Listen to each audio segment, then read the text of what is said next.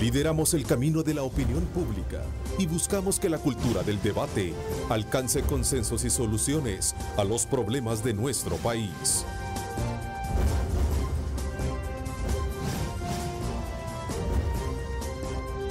Diálogo con Ernesto López.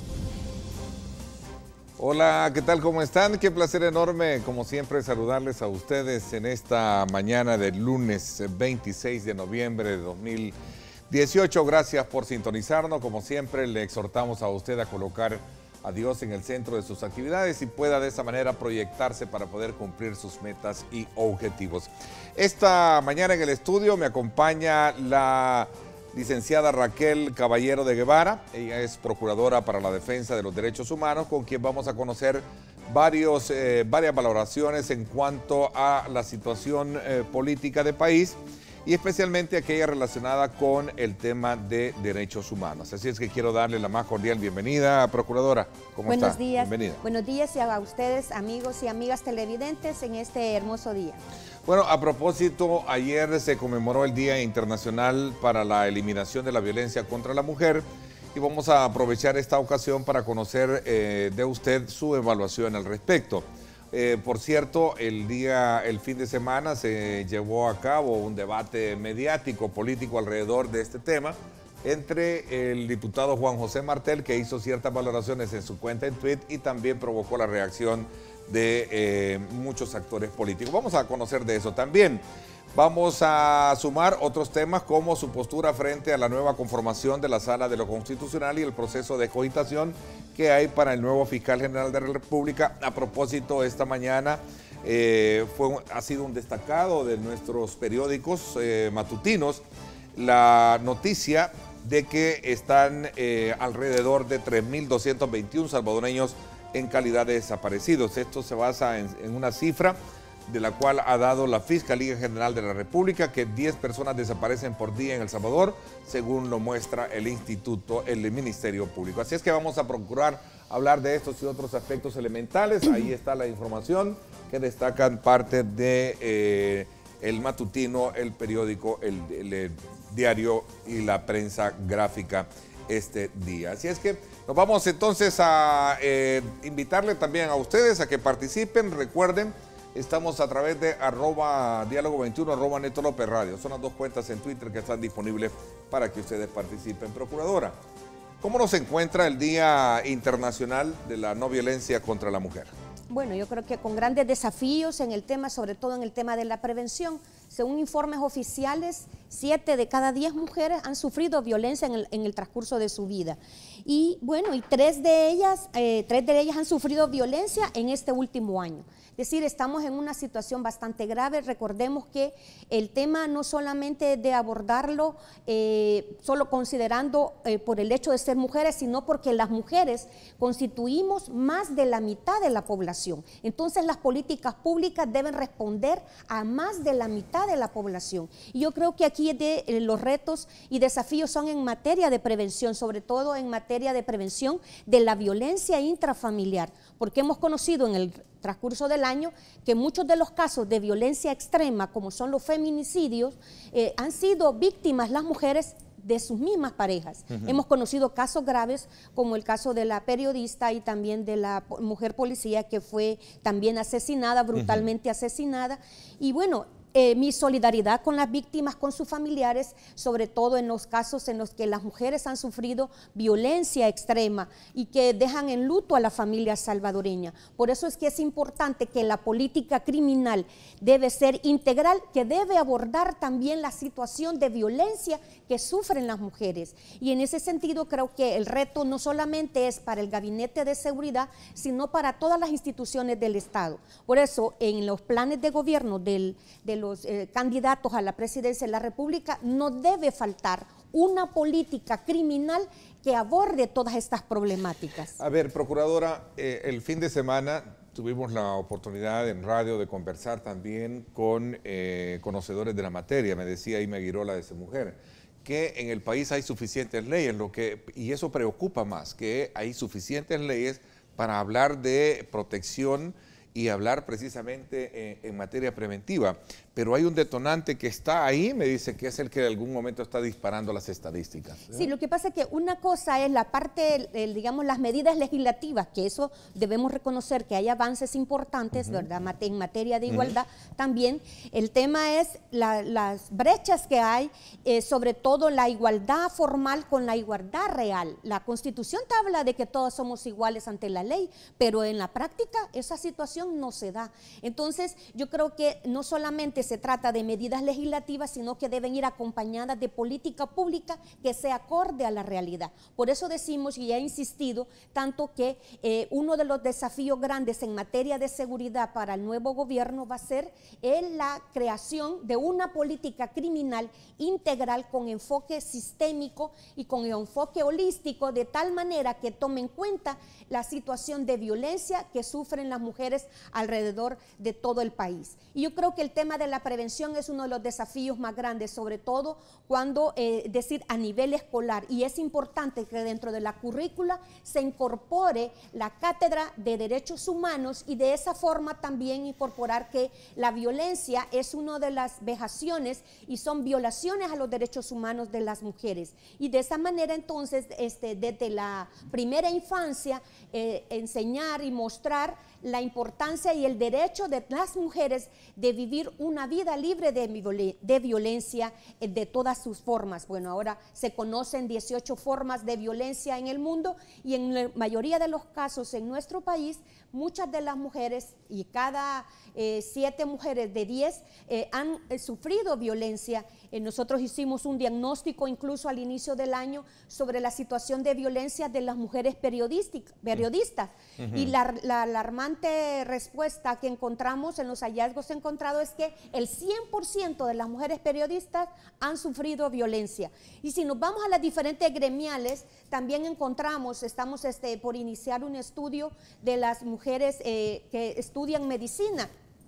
En la carrera de medicina también son víctimas de violencia. Entonces, yo creo que no solamente políticas sectoriales, sino también políticas integrales con este enfoque sistémico y holístico, tomando en cuenta las diferentes formas de violencia que sufren las mujeres alrededor de su ciclo de vida, las mujeres adultas mayores también, las mujeres con discapacidad y también las niñas, que es una de las situaciones mucho más graves en nuestro país que enfrentan también las mujeres. Este fin de semana, y a propósito, hablando sobre el acuerdo o el pacto de no agresión que se firmó recientemente por parte de los partidos políticos, el Partido Arena lanzó a través de sus redes, sus cuentas en redes, un spot con llamados a la no agresión de mujeres por parte de candidatas y también representantes de su partido.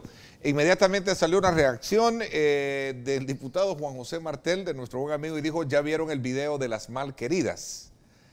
No sé si, ahí lo tenemos, por cierto.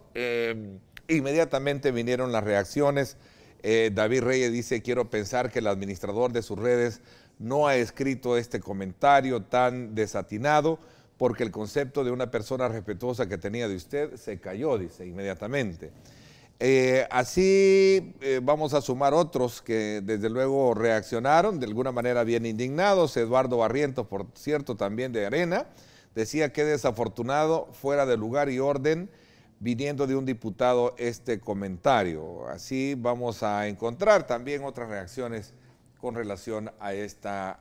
¿Qué piensa usted al respecto? Yo creo que no sea que solo sea una ligereza, ¿verdad? Un lapsus, porque sí, realmente me parece muy grave, ¿verdad? Porque estamos impulsando campañas desde diferentes ámbitos para prevenir violencia, y esta obviamente es una forma de violencia también hacia las mujeres.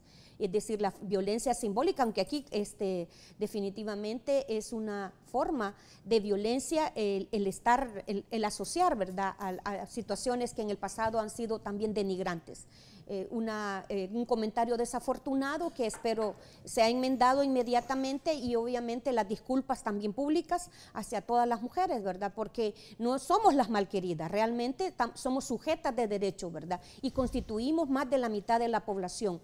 También somos las que en cierta forma determinamos los resultados electorales, porque somos más de la mitad de la población. Entonces, bueno, al final a raíz de la reacción, Juan José volvió a escribir y dijo que Pachito estaba el río, se ahogaron en aguas equivocadas. No sé, creo que eso fue producto también de las reacciones que en algún momento hicieron, ¿no? Pero entonces quiere decir que no se disculpa, o sea, estamos mal realmente. Fíjese que eso solo es reflejo de lo que está en la sociedad. Eso iba a preguntarle a usted, ¿qué pasó con el pacto de no agresión y de caballeros que en algún momento se firmó con los partidos políticos? No, si también se viola la Constitución, no solamente el pacto, lo que pretendía era a contribuir a que la legislación electoral, la legislación se cumpla. Y en este caso desafortunado realmente pues hay una clara violación a la Constitución porque la Constitución habla de la igualdad de derechos de ambas personas, ¿verdad? Ante la ley, de todas las personas ante la ley, y eso no es igualdad y equidad. Entonces, yo creo que debemos tomar en cuenta esto y que los partidos políticos, bueno, que piensen bien lo que van a decir o a comentar, ¿verdad? Porque no se puede trabajar de esa forma con tanta ligereza, ¿verdad? Yo espero realmente que logremos cambiar. Yo creo que aquí es importante y los mayores desafíos es fomentar una cultura de respeto a los derechos humanos. Y bueno, yo impulsé la campaña desde diciembre del 2016, la campaña Cultura de Paz, precisamente eso, tratando de contribuir a fomentar, a cambiar la cultura del odio por la cultura de respeto a los derechos humanos, y de esa forma se contribuye a consolidar la democracia en nuestro país, a una cultura de paz que todas y todos estamos llamados y obligados a fomentar. Y yo creo que realmente muy desafortunada comentario y muy desagradable que eso solo refleja lo que realmente ocurre en nuestro país, en la sociedad. Entonces yo creo que es un tema también cultural que debemos de contribuir todos, y bueno, no solamente están en las leyes, y debe funcionar también lo que corresponde, porque deben haber sanciones para las personas que violentan los derechos de las demás personas. Entonces, en este caso en particular, creo que es muy desafortunado, pero también debe haber una sanción para quienes actúen de esta forma. A ver, hay una situación que también llama la atención en todo esto y tiene que ver precisamente por el número de desaparecidos. Decía que uno de nuestros periódicos, el Diario de Hoy, matutinos, plantea 3.221 salvadoreños han desaparecido este año. Esto se hace con base a un informe que presenta la Fiscalía General de la República, que sostiene que 10 personas desaparecen por día. Según el Ministerio Público, del 1 de enero al 24 de noviembre, el Ministerio Público ha tramitado 3.221 casos de personas extraviadas. ¿Esto es preocupante? Mire, realmente la situación es bastante alarmante. ¿Qué está pasando esto? Porque si bien es cierto, han reducido los homicidios, pero se han disparado el tema de las desapariciones. Los índices realmente son alarmantes, pueden ser más personas, no se descarta que sean más, que la cifra sea mucho más alta, porque algunos casos a lo mejor todavía no se han denunciado. También hay personas que salen del país y bueno, hay muchas personas que salen de forma indocumentada, y entonces también podría ser, pero realmente 3.000 casos y 10 personas diarias es una situación alarmante. Por eso es que es importante que la política de seguridad debe contemplar todo este tipo de situaciones. El tema de las personas desaparecidas, el tema de las personas que han salido de su lugar de forma forzada, el fenómeno del desplazamiento forzado, que la institución que presido hemos sido la primera en reconocer este fenómeno, y ya judicialmente también se ha reconocido el fenómeno del desplazamiento forzado. La Sala de lo Constitucional en julio pasado declaró esta situación, uno de los mayores índices de problemas en nuestro país que ha ocasionado la violencia pandilleril, ha sido también el desplazamiento forzado. Muchas de las personas, nosotros hicimos la ruta migrante que hacen los salvadoreños en diciembre pasado con el apoyo del ACNUR, y los hallazgos encontrados es que al menos el 98% de los casos de las personas que han salido del territorio nacional ha sido por amenazas de las pandillas. Entonces realmente la situación es preocupante, y yo creo que debe ser una atención integral y sobre todo un mecanismo de respuesta para las víctimas de desapariciones, de desplazamiento forzado. Entonces podremos decir las diferentes problemáticas, y por eso insistimos, la política criminal debe ser integral, que aborde estas diferentes situaciones, estos diferentes problemas, y debe ser con la actuación no solamente del Ejecutivo, sino de todas las entidades del Estado, a nivel local, los consejos municipales, municipales también tienen deben dar su aporte en el tema de la prevención, porque aquí uno de los temas es el control de los territorios. Si han sido las pandillas las que están controlando los territorios, es importante recuperar los territorios y ese es un primer paso para lograr cambios sustanciales en este tipo de problemas. Procuradora, esta cifra estadística que muestra y que es un tema que desde luego lo vamos a aprovechar, verlo desde el ángulo de usted, vamos a tener también a conocedores de la materia en la segunda parte. ¿Coinciden estas estadísticas, estos datos con lo que ustedes en algún momento también manejan a manera de denuncia o digamos de estudio o de diagnóstico? Sí, bueno, nosotros tenemos algunas más o menos, andan las cifras son similares, son casi coincidentes hasta lo que tenemos ahorita. De hecho, tenemos un estudio pendiente y que lo vamos a dar a conocer. No estoy segura si lo terminamos para este fin de año, a lo mejor después de las elecciones podamos presentarlo, pero sí estamos, y más o menos coinciden las cifras de los casos que nosotros llevamos. Pero el énfasis de mi pregunta es conocer cuál es el detonante de esto, porque en algún momento si escucho la parte oficial me dice de que las estadísticas en el número de homicidios está bajando, pero hay más desaparecidos, ¿no? Sí, la situación es mucho más preocupante porque si las personas desaparecidas es que se han sido ejecutadas o han sido asesinadas por las pandillas, entonces la situación es mucho más alarmante de lo que pensamos. Por eso el tema del fenómeno de las desapariciones es preocupante y bueno, de hecho hay unas propuestas en la Asamblea Legislativa para localizar a las personas desaparecidas. Siempre históricamente se ha dado desapariciones, en el conflicto armado se dieron muchas desapariciones, ¿verdad? Y bueno, casos de personas personas desaparecidas que no está resuelto. Y por eso incluso hay una Comisión Nacional de Búsqueda que surgió en el 2010, fue creada por decreto ejecutivo en atención a una sentencia del Sistema Interamericano de Protección. La Corte Interamericana condenó al Estado de El Salvador en el caso Serrano Cruz, de las hermanitas Serrano. A raíz de esto surgió la obligación por parte del Estado de crear un mecanismo para la búsqueda de niñas y niñas desaparecidas en el conflicto armado. De la Comisión Nacional de Búsqueda, yo soy la presidenta con el cardenal y el padre Manuel Acosta, que constituimos la Comisión Nacional de Búsqueda, y está en la Asamblea Legislativa un decreto para la creación institucionalizada, porque ahorita solo es decreto ejecutivo, y en ese sentido se están realizando, hay un comité técnico que está logrando buscar a las personas desaparecidas durante el conflicto armado, pero hay una deuda también pendiente con lo del pasado y con las desapariciones actuales. Es importante reconocer ambos fenómenos y también darles un tratamiento distinto a cada uno de los fenómenos. En el caso de las desapariciones forzadas en el conflicto armado es una deuda que tenemos en la búsqueda de la verdad, justicia y reparación para las víctimas de desapariciones forzadas. También yo he acompañado un esfuerzo de la sociedad civil y de los familiares de víctimas de desapariciones forzadas, que para que el día 30 de agosto sea declarado el Día Nacional de las Víctimas de Desapariciones Forzadas del Conflicto Armado. Esperamos que esta legislatura continúe este esfuerzo, este análisis. Ya nos recibieron una primera ocasión en la Comisión de Justicia y Derechos Humanos, esperamos que se siga conociendo. Pero tengamos claro que el fenómeno de desapariciones forzadas en el conflicto armado es un tema y lo actual es otro tema. Por eso es que son dos escenarios diferentes. Son dos escenarios diferentes claro. Y tenerlos separados y darles tratamiento distinto, porque no podemos mezclar los dos temas, porque tienen origen y tratamiento distinto. Diferente, no. Pero este caso es el que nos lleva todavía a seguir preguntándonos, bueno, ¿qué hay detrás de estas desapariciones? Pues, o sea, es un problema de carácter, digamos, de delincuencia común.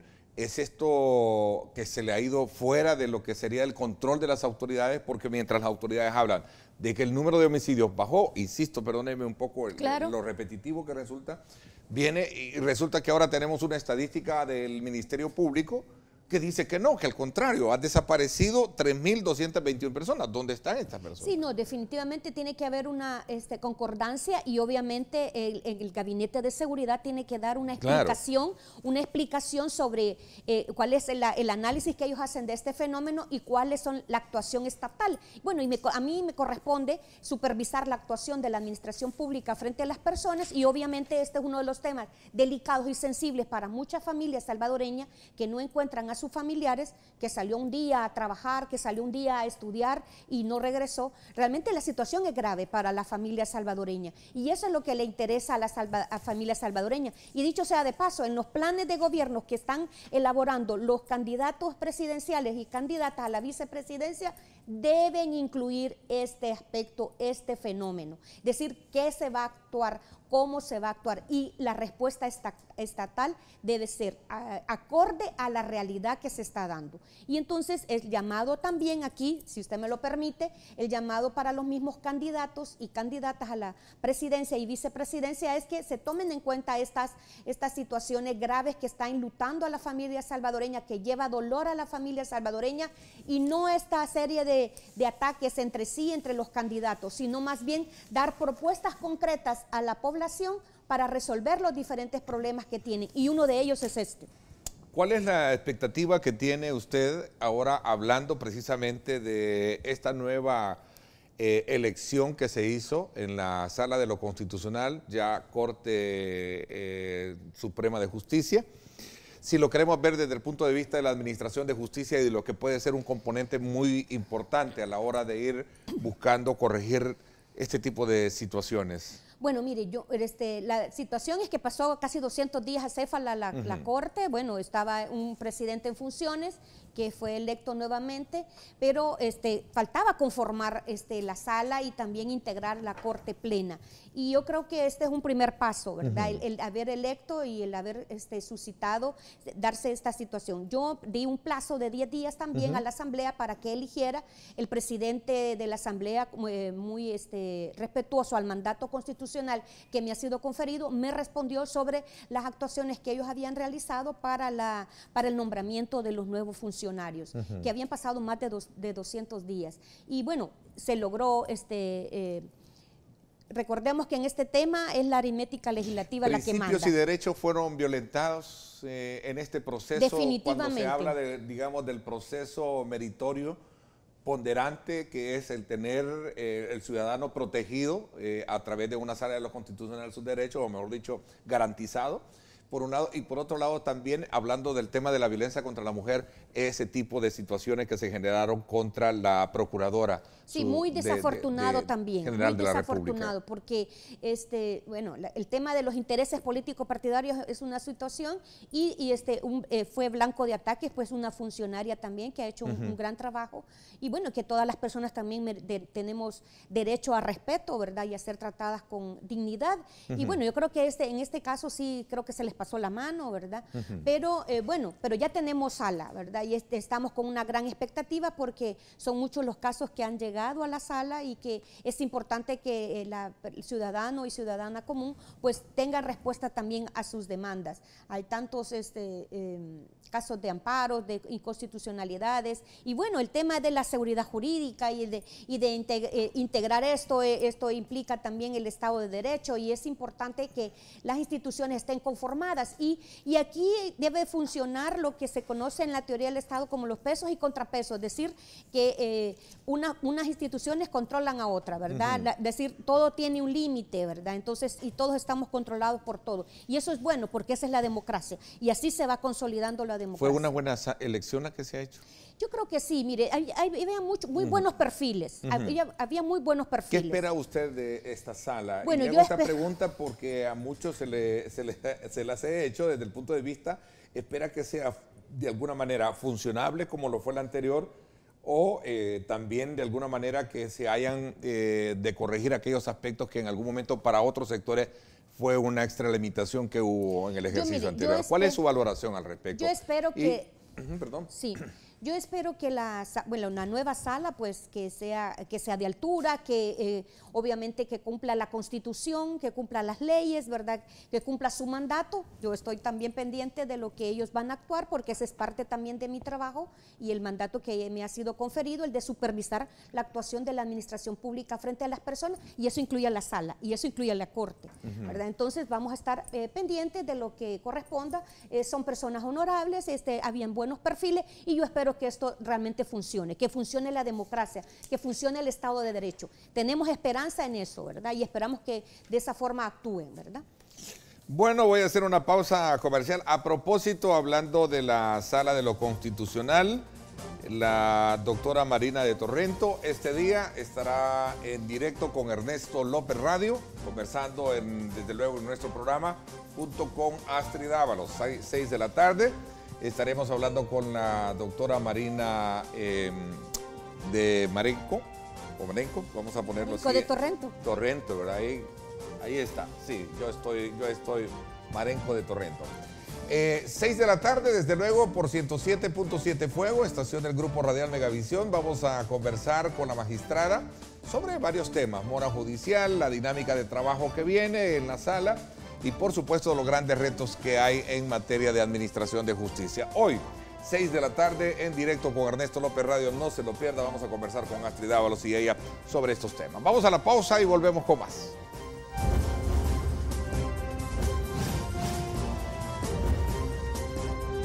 Diálogo con Ernesto López. Estás viendo Diálogo con Ernesto López.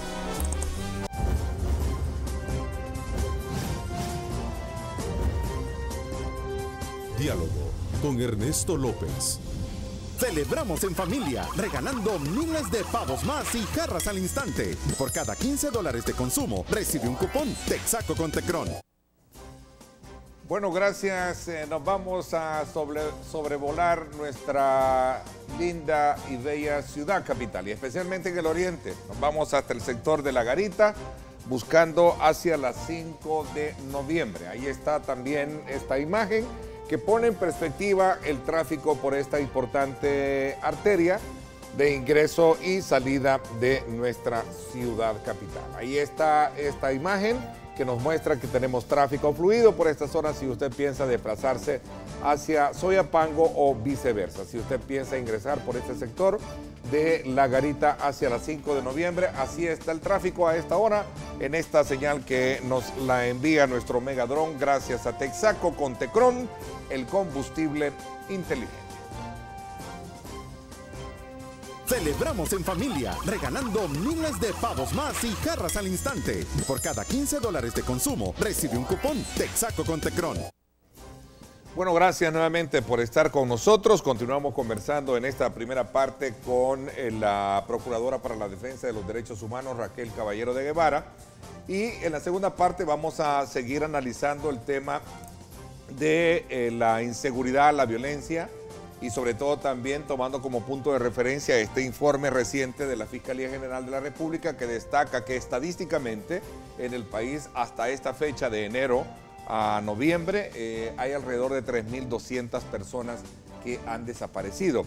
Esto en contraste con el tema que tiene que ver precisamente con el número de homicidios que a juicio de la autoridad pues se ha reducido. Recordemos que la seguridad es en las actuales circunstancias el desafío más complejo, ¿verdad? Y más urgente que enfrenta nuestro país, y que va a ser un punto muy importante complementarlo con nuestros invitados, sobre todo en el marco del proceso electoral que vive el país. A ver, hablando de elecciones, Procuradora, también está la elección del nuevo Fiscal General de la República. ¿Cuál es su valoración y cuál es la expectativa que usted tiene frente a este nuevo episodio que se encomienda a la Asamblea Legislativa? Bueno, yo espero que se resuelva pronto, porque la verdad que hay muchos temas de investigación. El mandato constitucional que tiene la persona titular de la Fiscalía es bastante alto y bueno, y de la investigación, que es dirigir la investigación en materia de hechos delictivos. Yo creo que esto es grandes retos, porque todavía tenemos muchos retos por cumplir en cuanto a esto. Y yo creo que uno de los temas acá es el de dotar buenos recursos para la investigación, ¿verdad? Para, obviamente, judicializar, porque en el tema de acceso a la justicia, la parte administrativa, que es la parte de la investigación, es clave para que cuando llegue a la sede judicial, obviamente obtengamos del derecho a las personas, el derecho a acceso a la justicia va también de llegar hasta esos niveles. Entonces, si tenemos una etapa administrativa débil o no muy bien, entonces los casos que llegan a sede judicial no son ponderados, no son tomados en cuenta. Entonces yo creo que este es un reto grande para fortalecer a la investigación y sobre todo casos muy concretos. Bueno, desde la primera reunión que yo tuve con el fiscal al inicio de mi mandato, hablamos de la importancia de investigar los crímenes de odio, por ejemplo, de investigar los casos de feminicidio, pero si usted ve las estadísticas de cuántos feminicidios se han suscitado, cuántos se han judicializado y cuántas condenas hemos encontrado. Es ahí donde usted dice el acceso a la justicia en temas de feminicidio, si realmente ha sido efectivo. ¿Qué es lo que ha fallado? ¿Ha fallado la investigación? ¿Ha fallado el órgano judicial? ¿Qué es lo que ha fallado? Entonces yo creo que son retos importantes para la nueva persona titular de la Fiscalía. Es decir, cada uno de los casos, de las situaciones que lleguen a conocimiento, la prioridad que se va a dar a los casos y la ponderación a los casos entre más graves, darles obviamente la debida atención, ¿verdad? ¿Qué espera usted del proceso? Bueno, que haya transparencia. Digo, que porque se son busquen, 32, son alrededor de 32 aspirantes, ¿no? La comisión ad hoc ya me pidió este informe sobre algunos de ellos, ¿verdad? Sobre algunos candidatos para ver el tema de si no tienen algún antecedente o casos de violaciones a derechos humanos. Yo espero transparencia, que la ciudadanía tenga conocimiento. ¿Qué pasaría si los tienen? ¿Procesos de investigación o de denuncia sería? Sí, de denuncia, porque una cosa es que tengan denuncia y otra cosa es que hayan sido condenados o encontrados responsables de violaciones a derechos humanos. Entonces, y eso es lo que le respondo, ¿verdad? De hecho, ahora voy a dar respuesta a uno de estos casos. Yo espero transparencia y espero que se escoja el mejor perfil. El desafío, el reto que va a asumir la persona es grande. Entiendo que el fiscal actual se ha postulado para una reelección, el reto es grande, yo creo que también debe revisarse lo que no se ha hecho bien y debe superar esos desafíos, ¿verdad? Superar esas actuaciones, yo creo que hay deudas grandes en cuanto a materia de crímenes de odio, la investigación, hay deudas pendientes también en los casos de feminicidios, hay deudas pendientes también en los casos de desaparecidos, en el conflicto armado y los actuales, hay bastantes retos realmente en este tema y obviamente debe estar la persona preparada para este tipo de desafíos y enfrentar todo tipo de situaciones que de acuerdo al mandato constitucional que se le confiera debe superarse. ¿Cuál es la valoración que tiene de la actual función del Ministerio Público, especialmente cuando el actual fiscal busca la reelección en el cargo? Bueno, ¿cuál es la evaluación que usted tiene? ¿Merece una reelección? Yo creo que, bueno, él ha hecho un buen trabajo, pero creo que todavía hay retos que debe superar. Ha hecho un gran trabajo, nunca habíamos tenido un fiscal valiente que enfrentara casos de corrupción, de la alta corrupción como se ha conocido, nunca habíamos tenido un fiscal como y yo creo que, pero debe ser a todo nivel, ¿verdad? También investigar todos los casos, no sin ningún favoritismo, ¿verdad? Yo creo que hay casos que también han sido denunciados y que se tiene que actuar de una forma mucho más ágil, ¿verdad? ¿Ha visto muy parcializada, ha visto usted parcializada esta investigación, esta gestión del actual fiscal? No es que lo haya visto parcializado, porque creo que ha hecho un trabajo valiente y ha hecho un trabajo que ha estado a la altura, pero en algunos casos creo que todavía todavía falta más. Por eso digo yo que se debe revisar lo que no se ha hecho bien para superar esas deficiencias y estar acorde a la altura de las necesidades que el país nos impone. La situación de violencia en un país como El Salvador es grande y por eso es que el funcionario que va a estar al frente del Ministerio Público, de la Fiscalía, debe estar acorde a esos estándares, ¿verdad? Las exigencias que el cargo requiere. Yo creo que el licenciado Douglas Meléndez ha hecho un buen trabajo y bueno, yo no quisiera valorar porque le va a corresponder a la Asamblea Legislativa el valorar sus credenciales y si lo apoyan para un segundo periodo, ¿verdad? Ha Sí, trabajado muy bien en estos últimos años. Yo creo que, mire, 3 años también. La Procuraduría con el Ministerio Hay Público. muchos casos que hemos llevado, que hemos trabajado, hemos llevado algunos casos, sobre todo en los casos de ejecuciones, hemos dado elementos para que se investiguen. En el tema del caso San Blas, como el punto quizás más neurálgico, hubo cierto choque en su momento, ¿no? Sí, lo que pasa es que, bueno, fue un caso realmente que ocurrió antes de mi llegada como titular, no sé cuál fue el manejo, no desconozco internamente qué fue lo que pasó, pero en los casos en los que hemos coordinado, pues él ha sido muy flexible y ha sido colaborado muy receptivo, muchísimo, ha sido muy receptivo. Yo digo en términos generales, la misma población me demanda a mí que exija al fiscal la investigación en los casos de crímenes de odio, en los casos de feminicidios, en los casos de violencia, en los casos, bueno, en este caso de desapariciones, estos 3.200 casos, ¿qué investigaciones hay al respecto? Si hay alguna situación que el Gabinete de Seguridad no haya cumplido, entonces, ¿qué es lo que ha hecho él para investigar estos 3.200 casos? Por ejemplo, ¿verdad? Entonces, y yo creo que también, mire, trabajar contracorriente no es fácil, porque como yo he sufrido 3 veces reducción de mi presupuesto institucional. Comprende la situación. Comprendo la situación, porque con pocos recursos y con tantos desafíos, realmente es seria la situación. Es interesante ese punto y muy elemental que usted plantea, sobre todo cuando se trata de hacer una valoración de gestión de la actual Fiscalía General de la República. Se le exige, se le demanda, pero no se le da el recurso pertinente, claro, por un lado. Y por otro lado, hay que resaltarlo, lo dicen ustedes, lo recojo de ustedes, en el caso muy en particular de Douglas, que ha tenido una, digamos, un trabajo bastante ponderable desde el punto de vista de que ha logrado elevar a juicio 2 casos muy emblemáticos, ¿verdad?, de presidenciales, sí, que obviamente están ahí.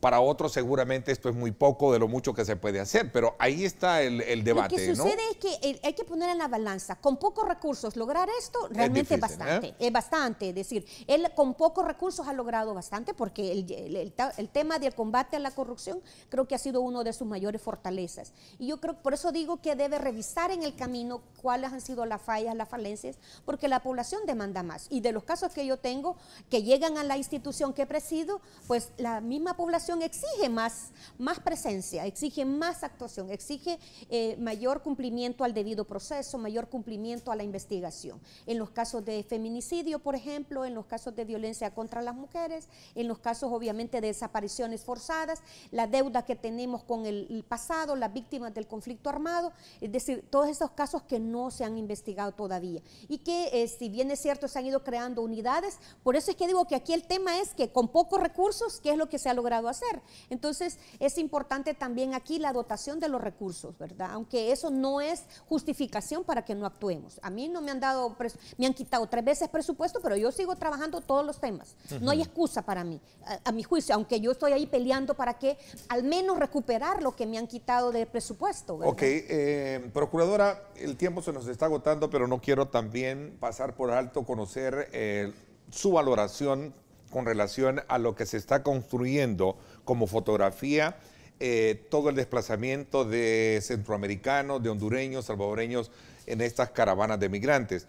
Hay quienes creen que lo que ya se está, digamos, reflejando en la frontera entre México y los Estados Unidos es una crisis humanitaria. Este fin de semana atestiguamos por las noticias cómo muchos migrantes fueron repelidos con gases lacrimógenos al intentar cruzar la frontera hacia los Estados Unidos. ¿Cuál es la, digamos, valoración que tiene usted al respecto? Bueno, mire, la situación realmente no es fácil, la situación es bastante delicada y bastante grave.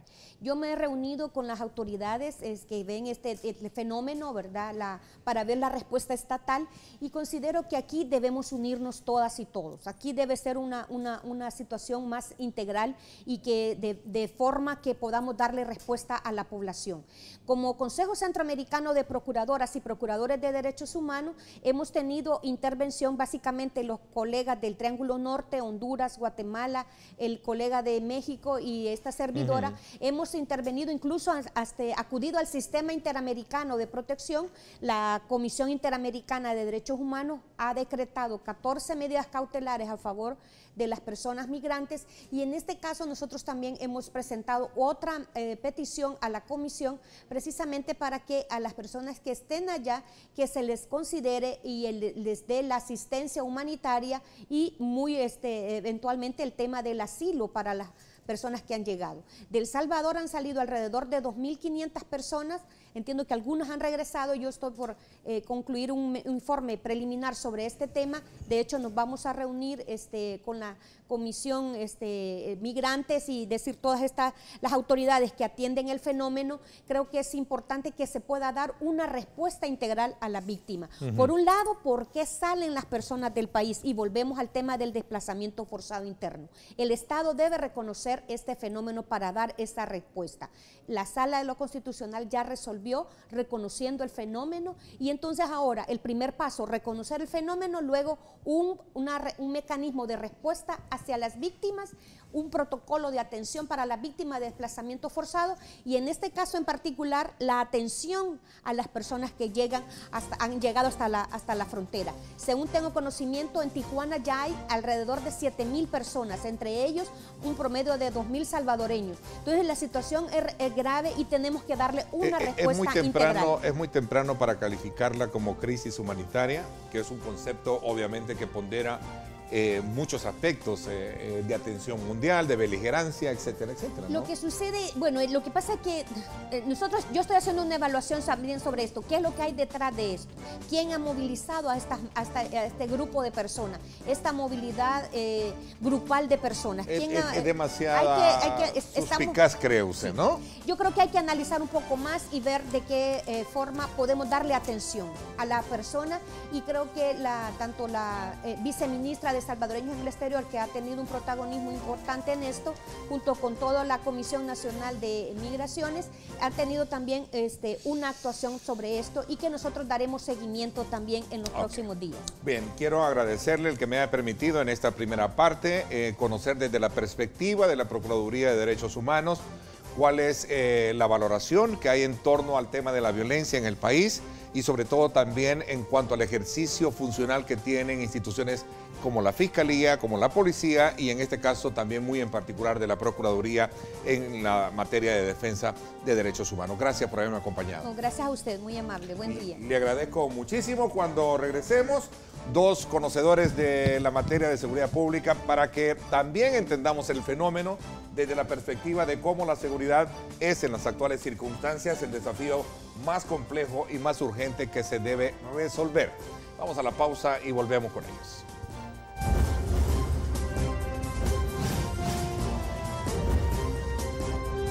Diálogo con Ernesto López. Estás viendo Diálogo con Ernesto López.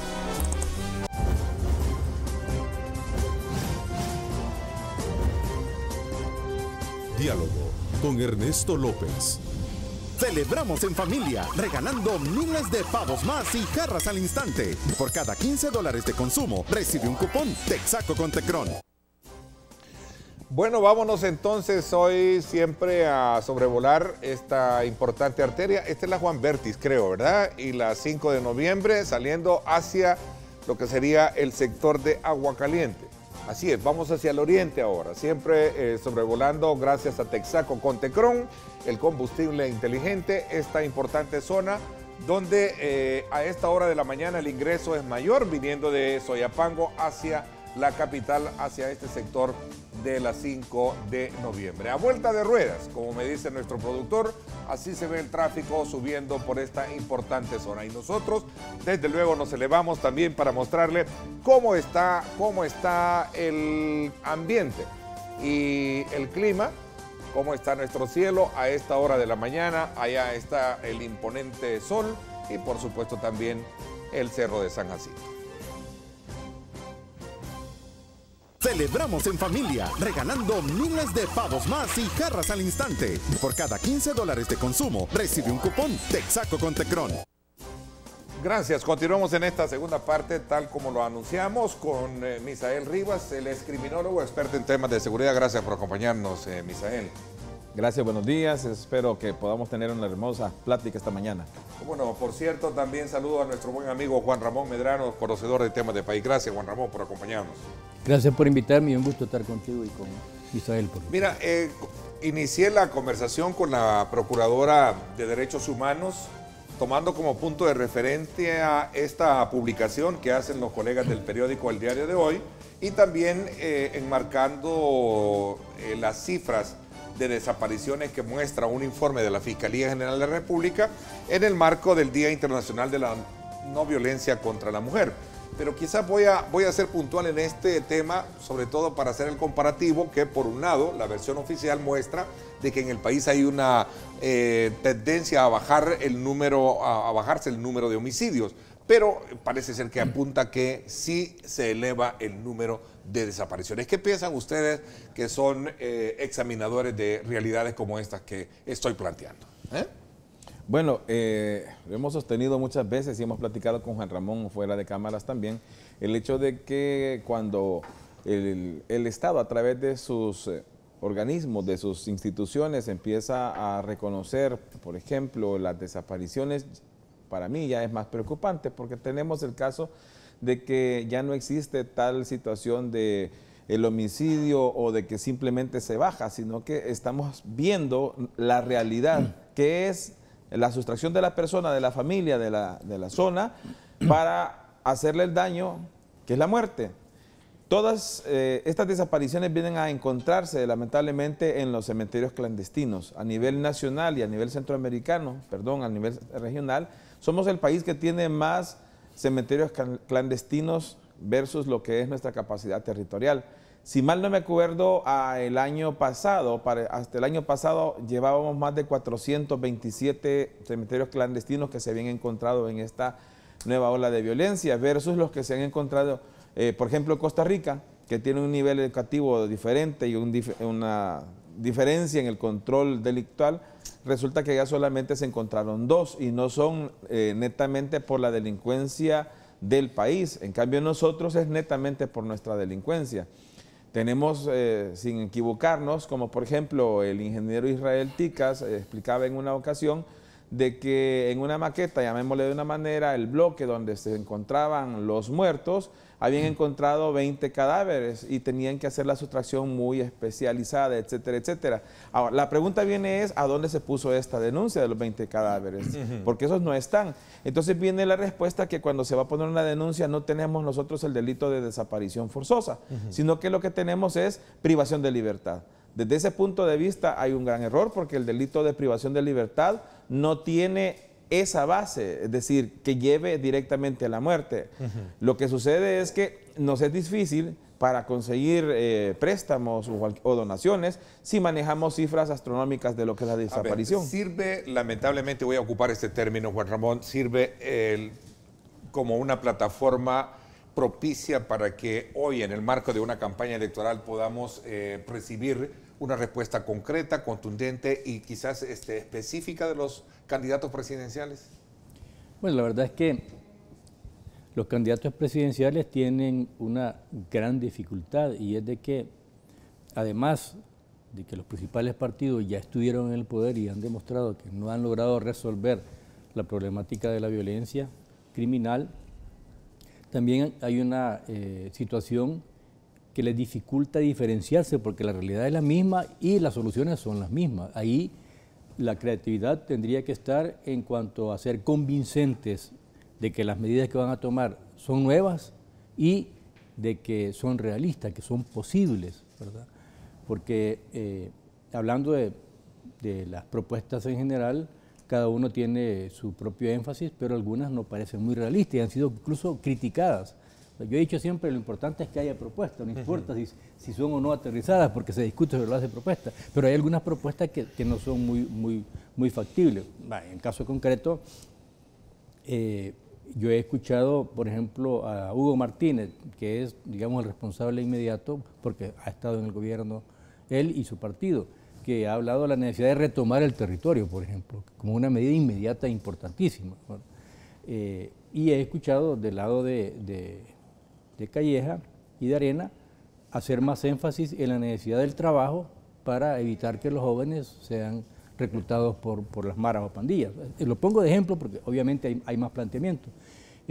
Estos dos planteamientos son bastante realistas y en el caso de Nayib Bukele, yo siempre he dicho que independientemente de lo que plantee, tiene la gran, digamos, ventaja de que la gente no le está demandando una propuesta, sino que simplemente con solo que no se equivoque, pareciera ser que se va a mantener arriba de las encuestas. No sabemos cómo van a salir las próximas encuestas, pero hasta ahora esa ha sido la tendencia.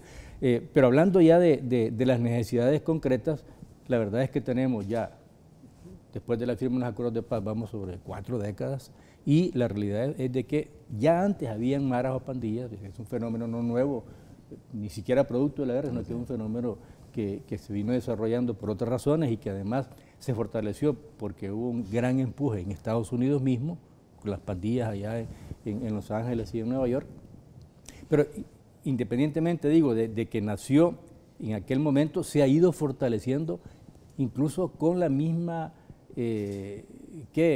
condición que le permite a la criminalidad los espacios democráticos. Desgraciadamente es así, ¿no? O sea, el hecho de que el nacimiento de nuestra policía, por ejemplo, tuvo un debate, una discusión de que tendría que ser una policía que se diferenciara totalmente de los cuerpos represivos durante la guerra, si tú te recuerdas, pero también generó un vacío de poder durante los primeros 2 años, que había aquellas las patrullas, aquellas... Policía auxiliar transitoria. Por cierto, y que le permitió incluso al crimen moverse bastante libremente, y que la policía fue insuficiente desde el principio y por supuesto insuficiente ahora. Lo planteo en el sentido no de que la represión es la solución, sino que en el sentido de que se generó un esquema de policía respetuosa total de los derechos humanos contra una criminalidad que era total y absolutamente sangrienta, ¿no? Que incluso para enfrentarla, la crítica era enfrentar con guantes de seda a criminales, no resultaba. Estoy hablando un poco del origen. Y por eso es que a raíz de ese origen el debate llevó a la necesidad de que la represión era la solución, y ya nos hemos dado cuenta de que prevención, represión, reinserción, ayuda a las víctimas, etcétera, todo es parte de un mismo paquete y que no se ha logrado. Pero eso si yo se lo pregunto a los 2 últimos gobiernos, me dicen que sí le han apostado a la prevención, pero no ha funcionado, ¿no? Le han apostado, pero relativamente. Es que el problema es el problema es de que en un país tan pobre como el nuestro, en donde siempre hace falta presupuesto, y el presupuesto de seguridad nunca es suficiente, nunca hay suficientes policías. Muy de acuerdo. Entonces, la problemática puede ser un factor complica. que golpea fuertemente y limita ese tipo de acciones, ¿no? Es que han habido varias equivocaciones. Por ejemplo, una muy grave es, lo vi hace poco, estar asumiendo que la policía comunitaria es una experticia, es una especialidad de la policía. Eso no es cierto. La filosofía de la policía comunitaria es que todos los agentes policiales sean al servicio para y con el pueblo, y eso es una diferencia abismal entre pensar que es una especialidad, porque entre ser especialidad, que solamente es un grupo, a ser todos, es una diferencia abismal. Entonces ahí hay que apostarle a hacer la verdadera lectura, como tú dices, de lo que es cada una de las propuestas que se le da. Y solo quiero sumar antes de irnos al corte, que creo que vamos a ir, es que el estar ofreciendo el trabajo, por ejemplo, como una plataforma perfecto, como una candidatura perfecta en un país que tenga la seguridad controlada, pero es una oportunidad para que el delincuente ataque más a las personas, y por eso esta ida en bandada que se está yendo a Estados Unidos. Hay que leer entre líneas esa situación. Bueno, me voy desde luego a irme a la pausa comercial. Las víctimas de familiares de desaparecidos viven obviamente un verdadero drama con esto, ¿sí? Porque al final, no solo psicológico, y a diferencia de otros que también ya al final les dicen sí, su familiar falleció y aquí está, y no están con aquella duda todavía que desde luego golpea fuertemente la parte emotiva. Llevar a cabo una campaña de respeto de derechos humanos, hablaba con la procuradora, establecer aquellos mecanismos de prevención son importantes, pero habría que ver también qué ofrecen los candidatos presidenciales para solventar este problema. 2 meses y medio sin saber el paradero de conductor de un el sistema de Uber. ¿Verdad? Esta es también una información que publican colegas del Diario de Hoy esta mañana. 2 meses y medio han pasado desde que el conductor de Uber, Carlos Antonio Castillo Rodríguez, ¿verdad? Realizó su último viaje de Apopa a Paseo El Carmen en Santa Tecla y pues desde ahí ya desapareció, ¿no? Solo conversó, según la noticia, con sus familiares y luego pues ya no se supo nada de ellos. Ese es solamente un ejemplo de lo mucho que podemos recoger a lo largo de este listado de personas que han desaparecido y que reportó recientemente la Fiscalía General de la República. Nos vamos a la pausa y volvemos con este enfoque después de las comerciales.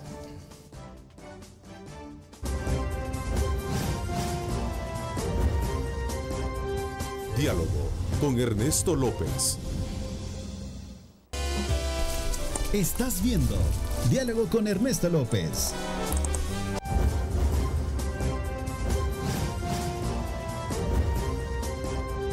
Diálogo con Ernesto López. Bueno, gracias nuevamente por estar con nosotros. Son las 7 de la mañana con 37 minutos. Gracias a usted por estar enviando sus comentarios a través de @diálogo21, @Neto López Radio. Son las 2 cuentas en Twitter disponibles, también nuestra señal en Megavisión Go y nuestras cuentas en Facebook para que usted pueda compartirlas con sus contactos. Continuamos con Juan Ramón Medrano y por supuesto también Misael Rivas sobre el examen que estamos haciendo con respecto al tema de violencia, desapariciones y el desplazamiento, que también se convierte en una cifra preocupante para las autoridades si lo vemos desde el punto de vista de ser la violencia el factor que provoca el desplazamiento. ¿Qué piensan al respecto? Pero lo que pasa que un poco todo este complejo problema que desde luego viene siendo, como lo decía hace unos minutos, en las actuales circunstancias, el desafío más grande que hay para los candidatos presidenciales. ¿Qué piensas tú hablando de los candidatos presidenciales? Yo estoy observando de que están atacando demasiado general todos los problemas. Estamos hablando, por ejemplo, lanzan la plataforma y ofrece uno trabajo, el otro ofrece y plantea un poco lo que es el tratamiento agrícola que vamos a tener, pero el problema es que no quieren enfrentar públicamente lo que es la fase de la seguridad, que es la que nos va a dar tranquilidad, porque lo que sucede es que sistemáticamente se ha fallado. Hemos tenido cualquier cantidad de planes y se ha fallado. Preocupante es venir y decir que como ya bajamos de 14 a 9, oscilante 9, 10 homicidios, el trabajo se hizo. No es cierto, porque lo que pasa es que se disparó, y contigo ya habíamos hablado muchas veces cómo se disparaban estas cantidades, estas cifras, que son alarmantes, las de desaparecidos, porque son las registradas, faltan las no registradas. Por ejemplo, en cantones aledaños a Nahuizalco, hay una comanda de parte de las estructuras pandilleriles de que permiten que uno llegue a la fase de turismo, pero no a otras distancias. Yo estuve en el juzgado especializado para la niñez y la adolescencia de Santa Ana y salí, por ejemplo, a la esquina y me dice el policía que estaba cuidando, me dice: mire, usted es valiente, ¿por qué? Es que aquí no puede estar. ¿Y por qué? Le digo, no, es que los muchachos, así le llaman, de aquí para allá han dicho... ¿Un policía te dice? Sí, un policía me lo dijo. Entonces, ¿qué es lo que sucede? Ese tipo de terrorismo que están infundiendo en la población está haciendo de que se evite hacer más denuncias como violaciones. ¿No valoras tú, habiendo sido policía también de carrera, verdad? Sí, así es. Que también se ha hecho algo positivo en cuanto al trabajo de... Es que no lo niego, es que el trabajo, el problema es, decía, los 5 estamentos, ¿verdad? La prevención. Porque yo sí no creo que sea correcto hacer apologismo del tema actual, ¿no? O sea, cuando yo entiendo que hay un esfuerzo también que no se debe de valorizar. Es que lo que pasa es que yo, con el debido respeto a los colegas, sí, el esfuerzo es bueno, pero yo sí se los veo, yo lo he visto. Yo salgo en la noche a ver cómo está, para cuando venimos aquí a platicar contigo, yo salgo a ver cómo está la situación de la seguridad en Santa Tecla, por ejemplo, San Salvador y los aledaños. Ya no me atrevo a ir más allá porque no soy ni siquiera de la zona. Entonces, ¿qué es lo que sucede? Yo no veo la presencia policial, por ejemplo, en la noche. Para nada. Si no es que uno se esté llamando y esté pidiendo tal cosa, si no es accidente de tránsito, Sucedió algo, había una persona y me acerqué y le digo, mire, ¿qué les pasó? No, aquí estamos esperando, llevamos 4 horas esperando, ya en la noche. No ha venido tránsito. ¿Por qué? Y hablamos y dicen que como no hay muertos ni lesionados, pues que nos esperemos. Después cuando pasé de regreso ya no estaban y obviamente no habían llegado, arreglaron entre ellos. Y esto no es un caso, es decir, aquí es al revés. Antes las manzanas podridas eran pocas, ahora la desidia es mucha, pero tiene que ver con los problemas fundamentales como tocaba Juan Ramón, porque no se abordaron los problemas de raíz. Entonces esto se viene multiplicando. Les voy a poner en este momento una situación que el pueblo lo ve. Cuando ven a un policía con el orden numérico institucional, eso significa el ONI, lo ven en números de 35,000. Pero cuando vemos nosotros las cifras que dicen que están trabajando en la policía operativamente son 23,000. Y no pasamos nunca de 23, a lo más que hemos llegado de vez en cuando a 25. ¿Qué pasa con esos 12,000? ¿A dónde se fueron? ¿Y qué es lo que dicen? No, es que nos vamos porque aquí no hay escalafón, incentivo. Un policía me decía, mire, le digo, ¿y dónde están esas patrullas, por ejemplo, para reparar? No, están en Changayo, me dicen. Aquí en San Salvador están en Changayo.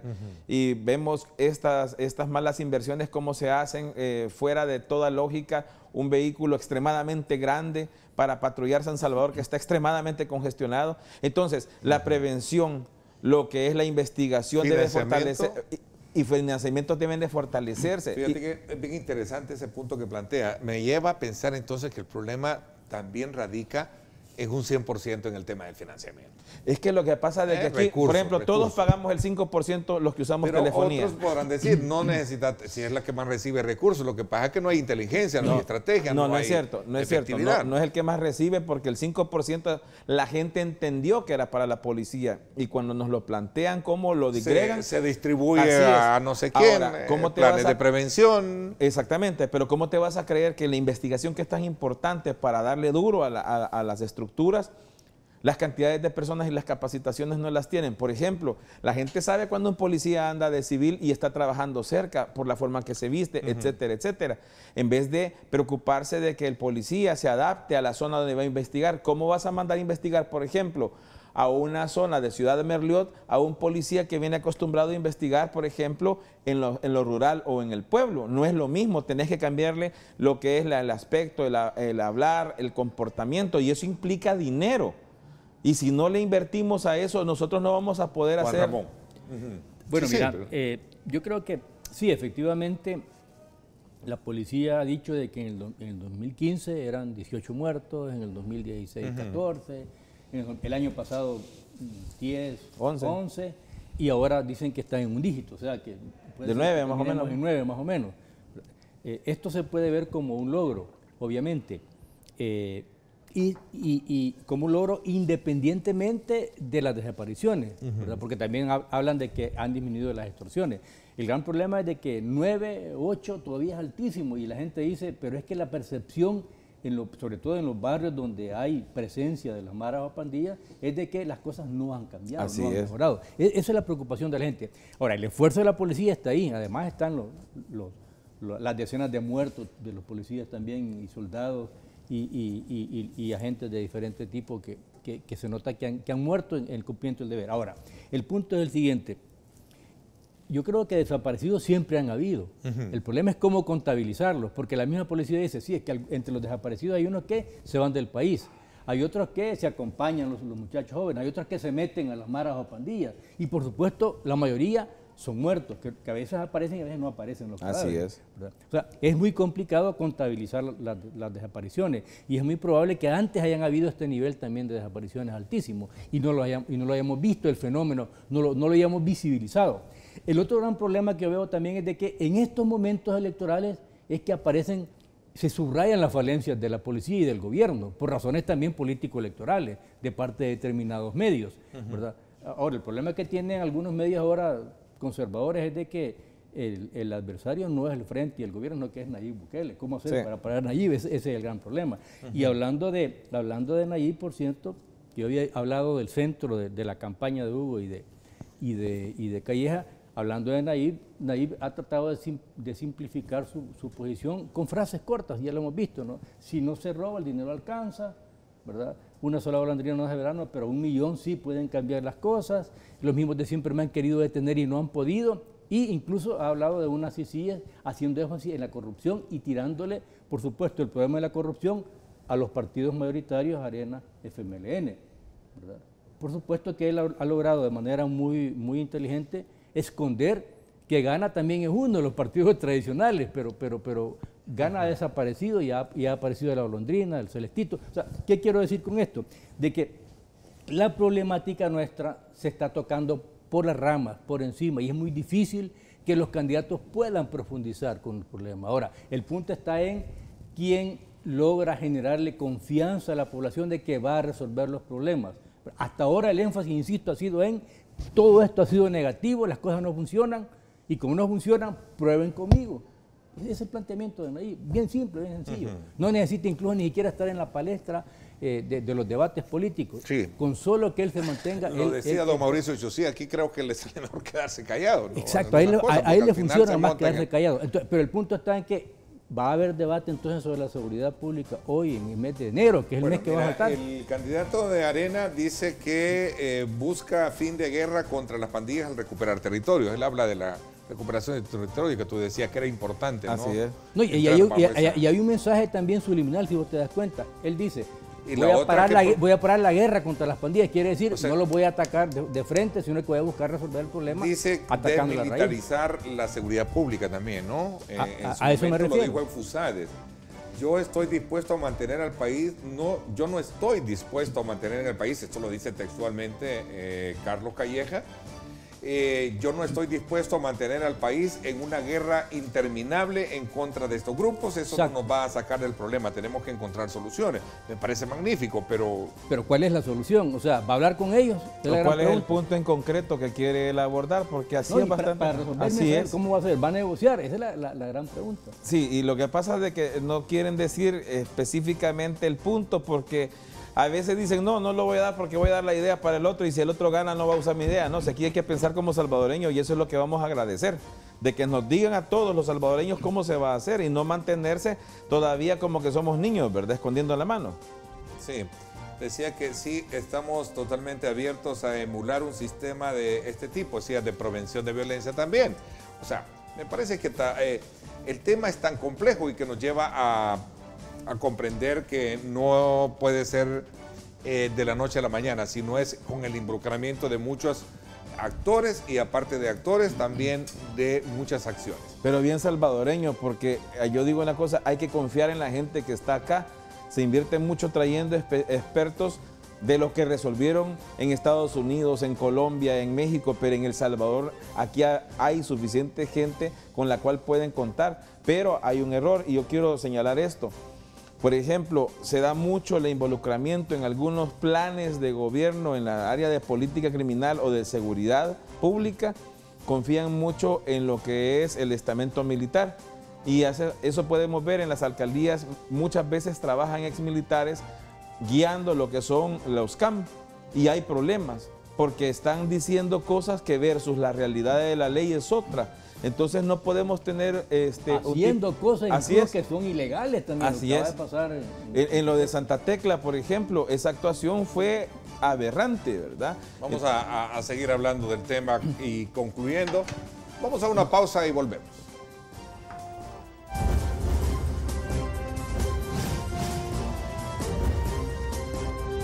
Diálogo con Ernesto López. Estás viendo Diálogo con Ernesto López. Es pensar en grande. Prepárate hoy. Estudia en la UFG y amplía tus oportunidades. UFG, tecnología, innovación y calidad. Bueno, gracias nuevamente por estar con nosotros. Pregunta acá un televidente, ¿de dónde creen ustedes que parte de una forma positiva resolver el problema si retomamos que las propuestas de los candidatos son bien esquivas, son bien ligeras? ¿Será cierto esto, Juan Ramón? Mira, es que fíjate que el problema es de que las respuestas de los candidatos están en relación directamente proporcional a lo que la gente quiere escuchar. Entonces es muy difícil cuando tenés 2 meses de campaña que vos profundices en un planteamiento que es controversial. O sea, vaya, esto de las maras o pandillas, si viene un candidato, yo estoy seguro que viene un candidato del estilo Bolsonaro que dijo yo voy a matar a todos los criminales, yo estoy seguro que sube. Pero el problema es de que, ¿y qué tal si gana? Y entonces se le vienen encima las maras o pandillas o no votan por él y entonces por eso no va a ganar. O sea que los candidatos se están moviendo de acuerdo a lo que las encuestas dicen de la opinión de la población. O sea, el candidato por lo general lo que trata es de vender su producto de la manera, digamos, más suave posible y de no comprometerse. ¿Por qué? Porque cualquier error de planteamiento radical lo puede tomar el otro o puede volcar un sector en su contra. Ese es el problema que estamos... O sea, lo que realmente van a hacer los candidatos no lo sabemos. Sabemos lo que quieren ellos vender que van a hacer. Ese es el gran problema de las campañas electorales. Y si no, fíjate, todas las campañas te dicen una cosa y en el gobierno el presidente hace totalmente otra. Y otra viene la pregunta, ¿verdad? Cuando hay un partido que esté en el gobierno y está compitiendo, y eso lo hace el salvadoreño común. Si este promete, por ejemplo, el retomar los territorios, hombre, ¿y por qué no se le ocurrió al presidente que está saliendo? ¿Por qué no lo hizo? ¿Por qué no enfiló las fuerzas para eso? Aquí tenemos en todos lados hay residenciales o colonias emblemáticas que nosotros podemos señalar y todos saben que no llega la policía y no entra, por ejemplo, pero no han hecho nada. El otro día escuchaba y decía, no, cuando retomemos, decía, el territorio, vamos a llevar a todos los estamentos del Estado, esto y esto y esto y esto, pero ¿por qué fue que llegamos al punto de que tenemos ahora que empoderarnos de nuevo, retomarlo y hasta ahora vamos a reaccionar? Han habido una gran cantidad desde 1994, que vino el primer marero a El Salvador en noviembre, ya hace 24 años, que se tiene el problema y no se visualizó. Entonces, ¿qué quiere decir esto? De que la gente va a estar pendiente más del que está tratando de hacer algo por nosotros, pero en realidad la gente se cansa de estar escuchando lo mismo y lo mismo y lo mismo. Ahora, mira, perdón, sí, Neto, sí. fíjate que hay una cosa que yo quiero subrayar, lo hablábamos aquí en el Interi. Yo creo que en el caso del FMLN me da la impresión de que la última encuesta los pone bien abajo. Yo creo que el frente no esté en un dígito, yo creo que está abajo, pero no tanto. Y yo les decía a ustedes de que para mí Hugo no la tiene tan difícil porque lo que tiene que hacer es pescar dentro de su charco. Él perdió más de 400,000 votos hoy en marzo. Entonces, recuperarlo de entre su simpatizante y voto duro es el esfuerzo que tiene que hacer. Y por supuesto que para eso, desde mi punto de vista, él debería de despegarse del gobierno y del partido, porque la gente votó en contra de los errores que cometió el FMLN como partido, la dirección y el gobierno mismo. Entonces, si Hugo dice yo voy a diferenciarme en tales y tales aspectos y mi gobierno va a ser diferente por esta y esta razón, creo que la gente puede retomar, la militancia puede retomar la confianza en el candidato. Yo quiero hacer una propuesta antes de irnos, rapidísimo. Sí, rapidísimo. Yo quiero invitar a los que están compitiendo que cesemos de lo que es la propaganda de tirarle tierra o hacer cosas de niño al otro que está compitiendo. Dejen de tirarle para que él se defienda con las propuestas, porque ahorita se le permite defenderse con frases bien esquivas y que la gente está comprendiendo.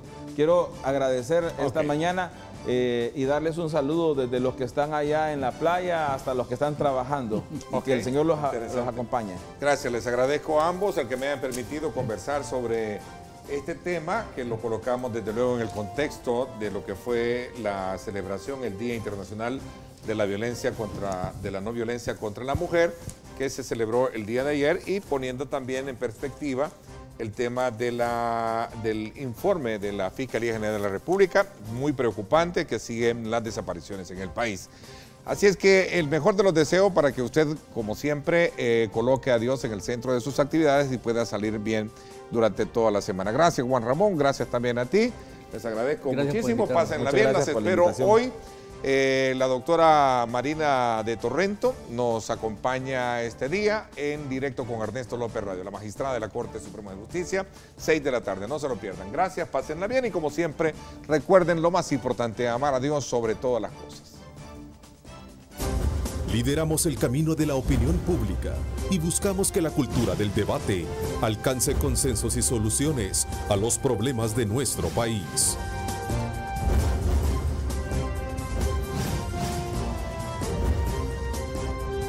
Diálogo con Ernesto López.